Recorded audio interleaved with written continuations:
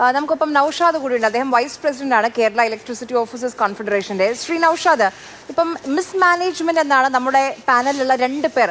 ഒറ്റ വാക്കിൽ പറഞ്ഞാൽ മിസ് മാനേജ്മെന്റ് ആണ്. മുൻകൂട്ടി കാണാൻ കഴിഞ്ഞില്ല. ഇനി അറിഞ്ഞിട്ടും ഇങ്ങനെ ഒരു പ്രതിസന്ധി ഉണ്ട്, ചൂട് കൂടും, എൽനിനോ പ്രതിഭാസം, ഹീറ്റ് വേവ് അതൊക്കെ ഉണ്ടാകുമെന്ന് ജനുവരി ഫെബ്രുവരി കാലയളവിൽ തന്നെ നമുക്കറിയാമായിരുന്നു.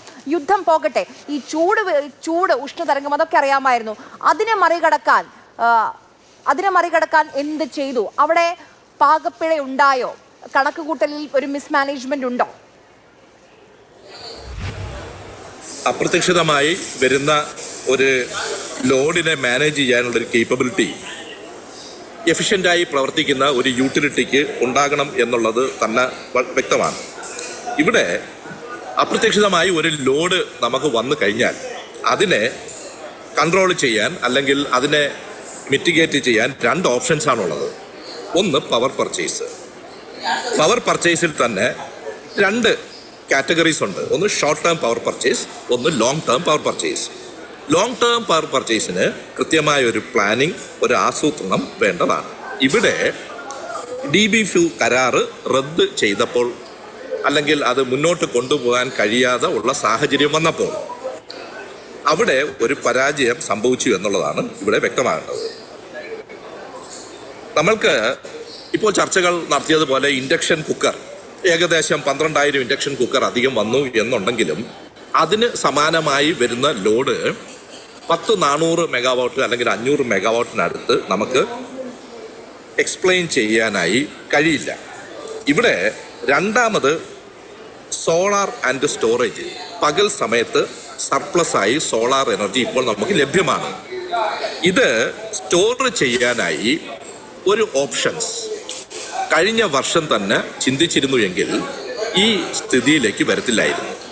2026-2027 കാലയളവിൽ ഇലക്ട്രിസിറ്റി ബോർഡ് 1500 മെഗാവാട്ട് അവർ സ്റ്റോറേജിനെ കുറിച്ച് വർക്ക് ഓർഡർ കൊടുത്തിട്ടുണ്ട്. അതിൻ്റെ വർക്ക് ത്വരിതഗതിയിൽ നടക്കുന്നുണ്ട്. പക്ഷേ ഈ പ്രോജക്റ്റ് ഒരു 2 വർഷം മുമ്പ് ചിന്തിച്ച് നടപ്പാക്കിയിരുന്നു എങ്കിൽ ഈ 400 മെഗാവാട്ടിൻ്റെ ഷോർട്ടേജ് നമ്മൾ ഒരു വർഷത്തെ ഒരു സ്റ്റാറ്റിക്സ് എടുത്ത് നോക്കിയാൽ 5800 മെഗാവാട്ട് മുതൽ 6200 മെഗാവാട്ട് വരെ ഒരു ഫ്ലക്ച്വേഷൻ ഇവിടെ വരുന്നുണ്ട്. കൃത്യമായി പറഞ്ഞാൽ 400 മെഗാവാട്ടിൻ്റെ കുറവാണ് നമുക്ക് സംഭവിച്ചിരിക്കുന്നത്.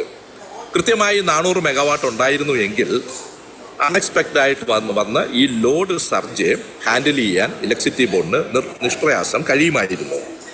എന്നാൽ ആ DBFU കരാറ് ക്യാൻസൽ ചെയ്തതിൻ്റെ 400+ മെഗാവാട്ടിൻ്റെ കുറവാണ് ഇവിടെ റിഫ്ലക്റ്റ് ചെയ്തിരിക്കുന്നത്.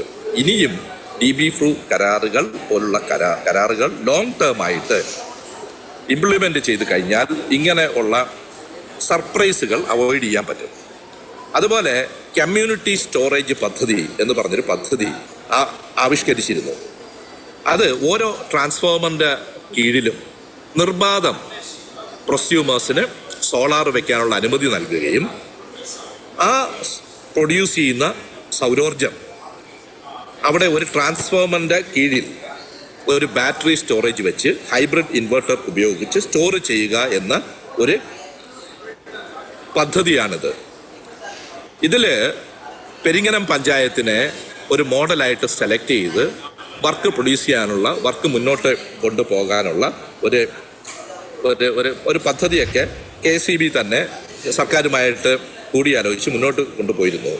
ഇതുപോലെ ഏകദേശം 1,00,000-നടുത്ത് ട്രാൻസ്ഫോമേഴ്സ് ഉണ്ട് ഇലക്ട്രിസിറ്റി ബോർഡിൻ്റെ ഇതിൽ. അത് പ്രൈവറ്റ് ട്രാൻസ്ഫോമേഴ്സും കൂടെ ചേർത്താണ് ഞാൻ പറയുന്നത്.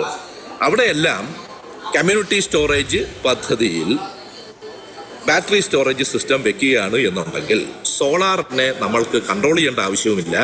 അറ്റ് ദ സെയിം ടൈം സോളാറിൽ നിന്ന് പ്രൊഡ്യൂസ് ചെയ്യുന്നത് ബാറ്ററിയിലേക്ക് സേവ് ചെയ്ത് പീക്ക് സമയത്ത് ഈ 6200-6500 മെഗാവാട്ട് വന്നാൽ തന്നെയും ഈ സ്റ്റോറേജിൽ നിന്ന് പൊതുജനങ്ങൾക്ക് ഒരു ബൈബാക്ക് പോളിസി റെഗുലേറ്ററി കമ്മീഷൻ്റെ അപ്രൂവലോട് കൂടി തിരിച്ചു കൊടുത്ത് ചെയ്യാനുള്ളൊരു പദ്ധതിയാണ് CBUS എന്ന് പറയും, community battery energy storage system. ഇത് കേരളത്തിൽ പബ്ലിക്കായിട്ടുള്ള സെലക്ട് ചെയ്ത ട്രാൻസ്ഫോമേഴ്സിൽ ഇംപ്ലിമെൻ്റ് ചെയ്താൽ തന്നെയും ഈ പീക്ക് ലോഡ് പുറത്തുനിന്ന് വലിയ പൈസയ്ക്ക് പെട്ടെന്നൊരു ആകസ്മികമായി നമുക്ക് പവർ ആവശ്യകത വന്നാൽ തന്നെയും ഷോർട്ട് ടേം പർച്ചേസിലേക്ക് പോയി നേരത്തെ പറഞ്ഞതുപോലെ തന്നെ 10 രൂപയ്ക്ക് മുകളിൽ ഒരു യൂണിറ്റിന് കൊടുക്കേണ്ടി വരുന്ന ആ സാഹചര്യം അവോയ്ഡ് ചെയ്ത് ബാറ്ററിയിൽ നിന്ന് സ്റ്റോർ ചെയ്യുന്നത് തന്നെ ബൈബാക്ക് ആയിട്ട് നമ്മുടെ കൺസ്യൂമേഴ്സിന് അവരുടെ ആവശ്യം അവിടെ തന്നെ ഉള്ള ബാറ്ററിയിൽ നിന്ന് തന്നെ അവർക്ക് ഉപയോഗിക്കാവുന്ന ഒരു സിസ്റ്റമാണ് വിഭാവനം ചെയ്യുന്നത്. അത് 2 ലെവലിലാണ് ആ സ്റ്റോറേജ് വിഭാവനം ചെയ്യേണ്ടിയിരുന്നത്. ഒന്ന് യൂട്ടിലിറ്റി സ്കെയിൽ സ്റ്റോറേജ്, മറ്റൊന്ന് കമ്മ്യൂണിറ്റി ലെവൽ സ്റ്റോറേജ്. ഈ 2 സ്റ്റോറേജ് പദ്ധതികളും പ്ലാൻ ചെയ്തിരുന്നു എങ്കിലും അതുപോലെ തന്നെ ഈ ലോങ് ടേം പർച്ചേസ് DB4 കരാറ് ക്യാൻസൽ ചെയ്യാതെ അത് 4 രൂപ ചില്ലറ പൈസയ്ക്ക് തന്നിരുന്നുവെങ്കിൽ ഈ പ്രതിസന്ധിയിലേക്ക് വരില്ലായിരുന്നു എന്നതാണ് നമ്മൾ മനസ്സിലാക്കുന്നത്. ശരി.